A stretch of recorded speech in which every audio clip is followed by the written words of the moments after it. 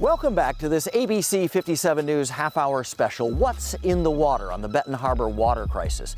We just learned about the very real threat of lead poisoning for Benton Harbor families because of the old lead pipes connecting to every home and eventually this water plant.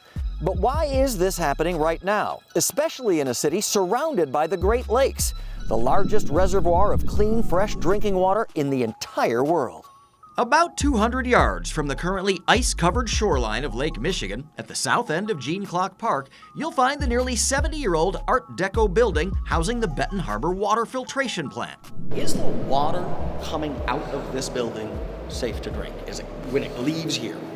Where it's not the water source, where the contamination is, it's in the infrastructure. The issue that we've had with the EPA and Eagle, has been the maintenance and the improvements of a facility that was built in 1954. Bottom line, the water coming out of this plant is safe when it leaves. Correct. Benton Harbor Mayor Marcus Muhammad gave ABC 57 News a brief tour of the facility, recently hit with dozens of violations by the Environmental Protection Agency. But because of security restrictions, we were not allowed to record the plant's machinery, pumps, or other inner workings. Mayor Muhammad understands the bitter irony in a city getting its drinking water directly from one of the pristine Great Lakes and being unable to use it safely. Lake Michigan, I think of all of them, has the freshest water source. So, how can Benton Harbor have a water crisis? The EPA came in and found violations, obviously. It's a real complex issue. But the thing about it is we're working with the EPA, we're working with Eagle to correct any things that need to be corrected. In fact, beyond the excessive lead levels found in more than 10% of all Benton Harbor homes sampled over the past 3 years, there are a laundry list of problems and technical violations at the water plant itself, laid out in this unilateral EPA administrative order issued last November. A joint inspection by the EPA and the Michigan Department of Environment, Great Lakes and Energy found the city and the water plant are not properly monitoring all the equipment, not testing for contaminants as often as they should, or reporting changes in chlorine levels, and even notifying the public. In 2018, we held a press conference the very day after we were notified. And we contacted Barron County Health Department, front page of the Herald Palladium. Benton Harbor notifies residents of lead exceedances. But technically, the city did not meet the federal standards on exactly when and how all those mandatory notifications went out. The EPA order declaring, quote, failure to provide information notifying customers that the system has found high levels of lead in each water bill during the 12 months prior between August 2020 and August 2021 is a violation, and threatening to impose, quote, a penalty up to $59,017 per day per violation. But so far, no fines have been issued. Mayor Muhammad maintains the city was transparent, and the Berrien County Health Department handed out nearly 3,000 water filters to residents all across the city since the elevated lead levels were first confirmed in 2018. The mayor is still facing a potential recall election over those notifications, though, but several petitions were dismissed due to technical errors and misinformation. It's just totally asinine, and it's false to say that we didn't notify residents. How do you give out 2,800 filters and nobody has been notified? It don't add up.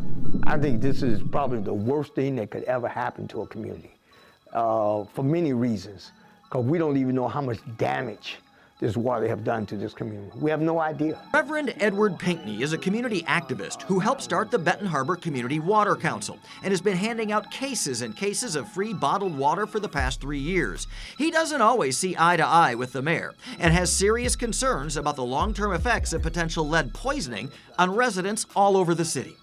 We don't know how many people that's on dialysis today from the kidney disease. liver disease, heart disease, and even the brain, how it affected our children. We have no idea. Back in November, Reverend Pinckney, the National Resources Defense Council, the Great Lakes Environmental Law Center, and other clean water advocates filed this emergency petition with the EPA under the Federal Safe Drinking Water Act. That led state and U.S. regulators to warn everyone in Benton Harbor not to drink their tap water, but they stopped short of calling it unsafe. That's the key word, unsafe. The water is unsafe for you to brush your teeth. It's unsafe for you to drink. It's unsafe for you to cook with. It's unsafe for you to bathe in. It's definitely unsafe to make baby formulas. And despite not being able to use the tap water for most normal things, Benton Harbor residents like Deshaniqua McKinney are still being charged for it. How do you feel about the fact that you keep getting water bills from the city? I absolutely hate it. I feel like, we can't use it. Why do we have to pay it? It's hard enough. I believe that we shouldn't pay it until it's clean. What about people paying for this water? You should not. There's not, for the last 3 years, you should not be paying for contaminated water. There's not a reason in the world that they should have been charged that money. They should have been given a credit for at least the 3 years.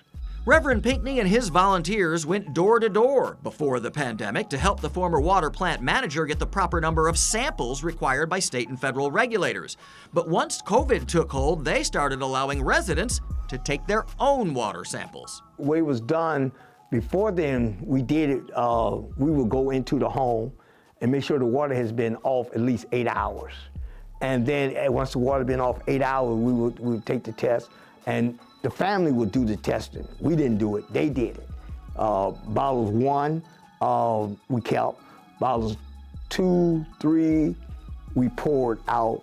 Bottle 4 we kept, and bottle 5 we kept. Mayor Muhammad has questions about some of those water samples and whether they were taken properly, especially the one that came in at 889 parts per billion last year. The 889 parts per billion. That number went all over the world.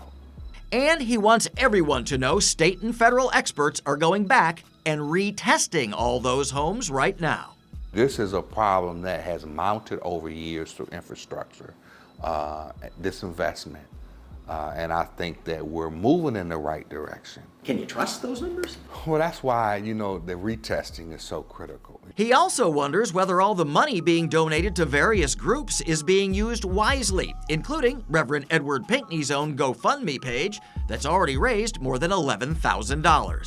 I've got people coming from all over now trying to get a fund, a GoFundMe here, a lawyer over here.